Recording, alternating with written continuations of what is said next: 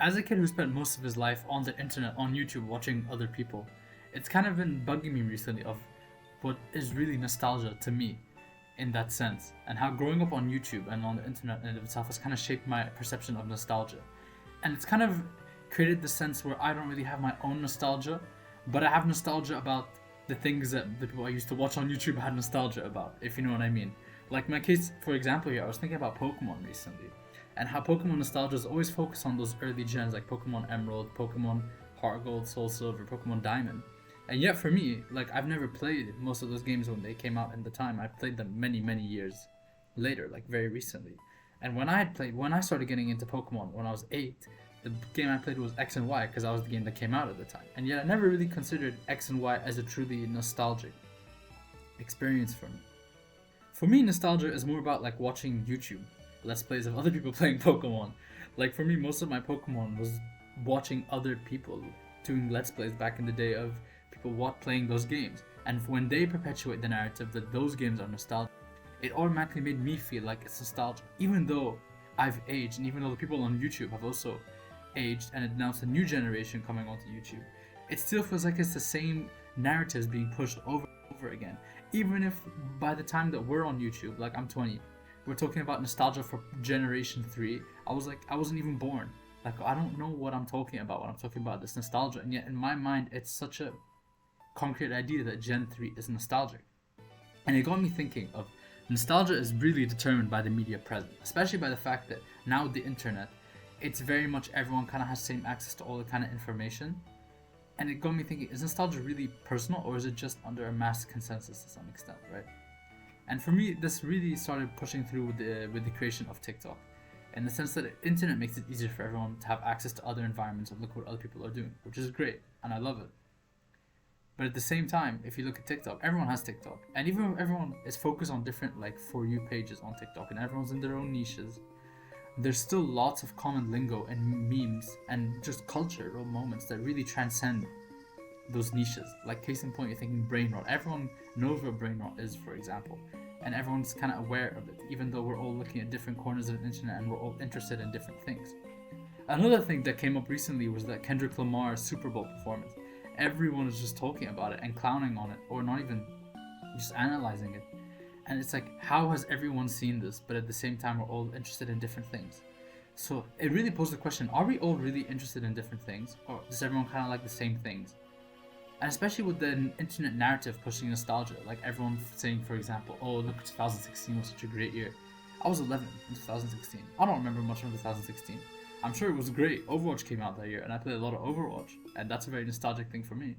But that doesn't mean that 2016 was a great year, and I don't know what. But it seems that the mass consensus was that it was a great year, and you can see this with even like people who were 8 years old in 2016 talking about how great 2016 was. Like you were 8 in 2016, and yet it's a mass consensus that 2016 was such a great year.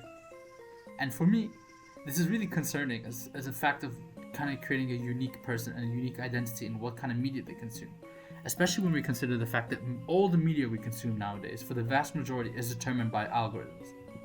We're talking YouTube algorithms, Spotify recommendation algorithms. Like it's very difficult.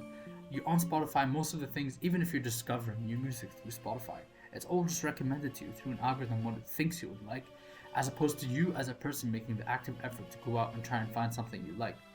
And TikTok as well is literally just the biggest like algorithm thing that I can think of right now. And what the point I'm trying to make is that everything we see is basically already chosen for us in some extent.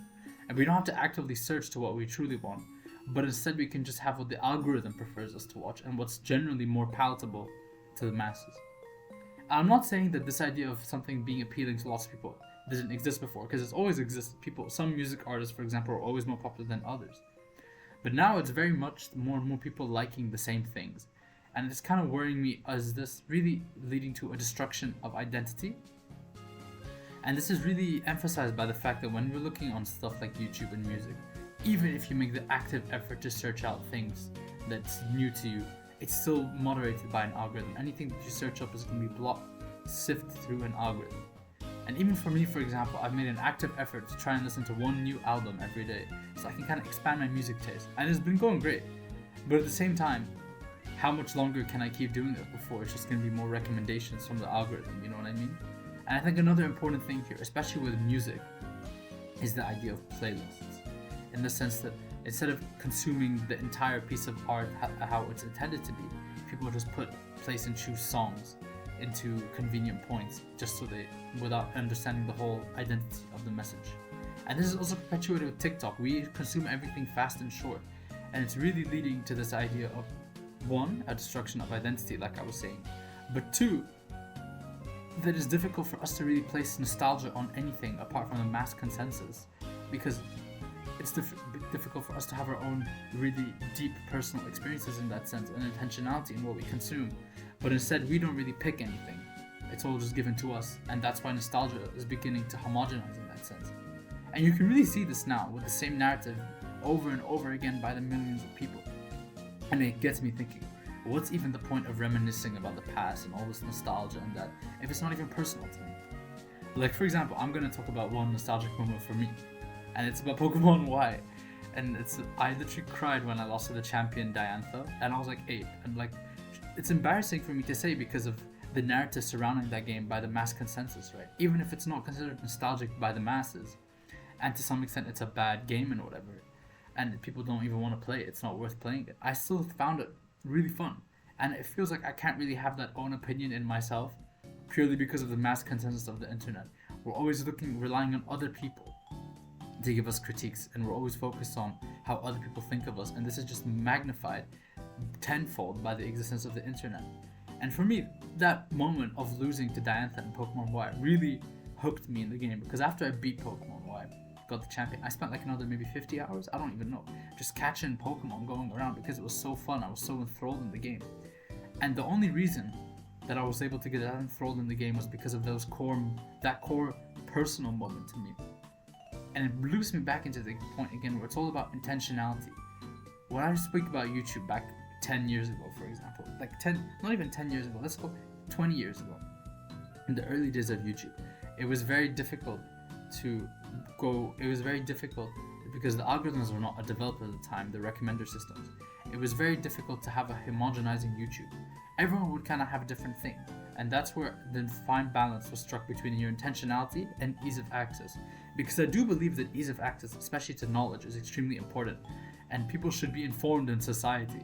And I think the more access we have to more types of not just art, but information especially, is for the better, as the world kind of becomes a more and more scary place. And that's also another thing about nostalgia, is that as the world is becoming more and more scary, and I don't want to talk about politics necessarily, but it's becoming very much a scary situation in terms of the climate and the political situation in America and the rest of Europe, that people start to lean on nostalgia more and more. And when this nostalgia is based on this mass homogeny, it's not really personal, there's nothing left. And that kind of nihilistic view is really starting to seep into our lives, especially for me as a university student, right? Like, I'm constantly thinking back to my other times because people always glorify this university experience. But for me, I've just been enjoying myself, of course, but it's not to the level of experience that people had hyped it up to be. And I know this is a common sentiment amongst other people my age, right? And that always leaves me lingering back to the past and thinking about different times in the past when I enjoyed. And yet it's becoming harder and harder for me as this nostalgia kind of homogenizes. Everyone talks about the same things over and over again, and yet it doesn't hit the same emotional chords. And this kind of emotional chord is very important for the stability of both people and unifying people and uniqueness of people.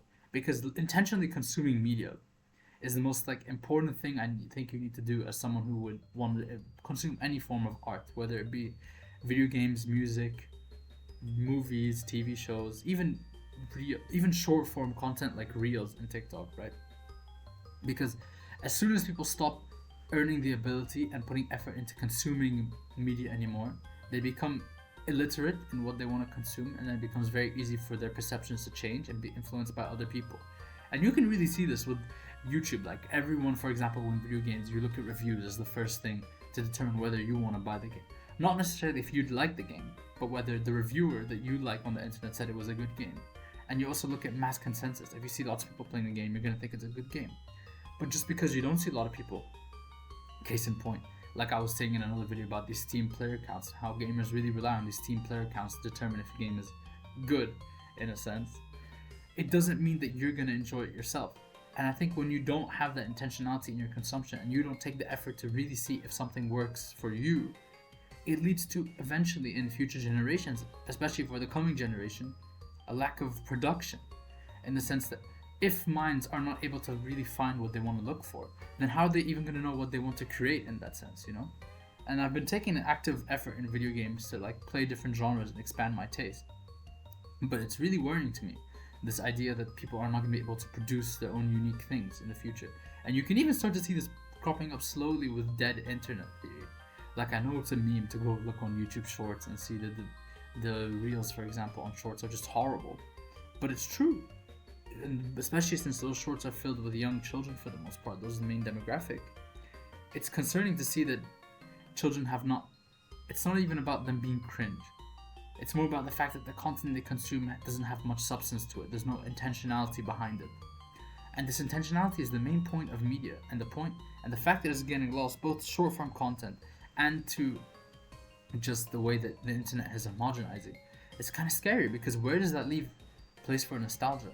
Like, what is gonna be nostalgia in a couple of years' time, right? We're gonna look back 5 years' time and look at this time from nostalgia and now and think, well, there's nothing to reflect about. There's nothing interesting, nothing unique going on. Sure, there's unique experiences, but as more and more goes on, what are we gonna reflect upon? The Stewie Griffin meme of the guy doing Minecraft parkour, like, this is lack of substance. Where's the essence behind it?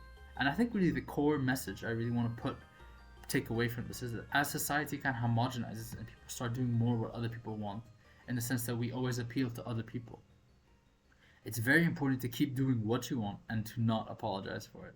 Because yeah, it's fine to like the same things as everyone else, and there's always a place for it. But you need to focus on what makes you you, because humanity not only thrives on identity and doesn't rely on mass hive homogeny to some extent. And I know I'm exaggerating when I say mass hive homogeny, but it's true. I think nostalgia is one of the truest forms of representation of oneself, because it's a core memory from the past that you remember so dearly. And if it gets to a point where everyone has the same core memories in the past, or homogenizing core memories of the past, then what's the point of you reflecting on yourself? Where's the uniqueness and humanity? At that point, just forget about it entirely, you know? And it loops back again to Pokemon. Because Pokemon, nostalgia is always about, like I'm saying before, Gens 1, 2, 3. But no, my nostalgia for me for Pokemon is Pokemon Y. My nostalgia for me is sitting down on the floor of my TV every Saturday morning and watching Pokemon TV on my iPad for 4 hours. Because the new episodes came out that morning and I was super excited to go watch them. And it was the only time of the week I could use my electronics. I would just sit on the floor and watch Pokemon episodes for 4 hours, the new ones that came up on the Pokemon TV app. And yet that kind of narrative doesn't get pushed, because it's all about, I'm not trying to victimize myself, but that kind of narrative doesn't get pushed because it's not a mass narrative. And I think it's really important to keep pushing your own forms of nostalgia, because at the end of the day, as a person who consumes, you also want to be able to make something. And I think as more and more we lean towards pushing away from intentionally consuming, we're going to get less and less making, production.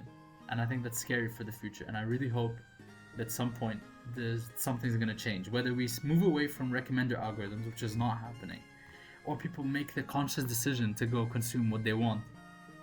It's a scary prospect ahead of us. And I'm kind of worried for the future generation. But also, I can't really say anything because I'm a child of the internet, right? I'm also shaped by the internet entirely, and that in itself is a form of nostalgia. And I think that's one that needs to be broken down and explored more deeply, especially as someone who's kind of taken it for granted his whole life, right? And especially as the younger generations take the internet for granted. I wonder where society would be, especially when it comes to making your own personal memories and your own sense of identity without the internet. Because with all the good that the internet brings, there's also the sense of everyone's kind of moving towards the same being. And that's kind of scary for the future, especially as someone who's really focused on trying to work on themselves and trying to find their own place in society. As a young person in university, I really don't know what I want to do in the future. And I can't really say in good conscience that I really know what I want to do when everything I consume online is just things that are being fed to me and there's no intentionality in what I want to do. And I think the practice of intentionality in media can seep into not even just what you consume in media, but also decisions you take in life, your self reflection. And I think these algorithms and the recommender systems always giving you the same thing, or not even the same thing, but giving you what the algorithm wants instead of you choosing, eventually will mirror in life. People don't choose their own decisions anymore. And I'm not saying it's some dystopian society where people are going to get all their algorithms to make decisions, but I think decisions are not going to be taken with such reflection anymore. And that's kind of scary. And that was everything I kind of wanted to say about nostalgia. Thank you for listening. Sorry if I rambled on. Let me know if you liked it. And yeah,